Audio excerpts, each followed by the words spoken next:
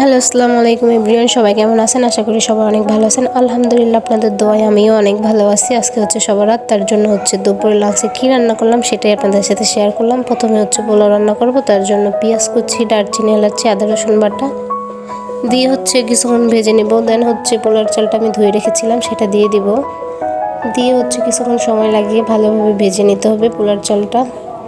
তারপর হচ্ছে আমি গরম পানি করে রেখেছিলাম, সেটা হচ্ছে গরম পানিটা এখন দিয়ে দিব, পরিমাণ মতো পানি দিয়ে দিব। তারপর হচ্ছে কাঁচামরিচ দিয়ে দিব, মটরশুঁটি ছিল বাসায় সেটা দিয়ে দিব এখন, দিয়ে হচ্ছে স্বাদ মতো লবণ দিয়ে দিব। দেন হচ্ছে ঢেকে দিব এখন। পোলাওটা আমি রাইস কুকারে রান্নার পর হচ্ছে গ্যাসে চিকেন রান্না করতেছি, মুরগির মাংস ভুনা। আর হচ্ছে যেহেতু আমরা দুইজন মানুষ, তার জন্য 2টা ডিম ভুনা করলাম।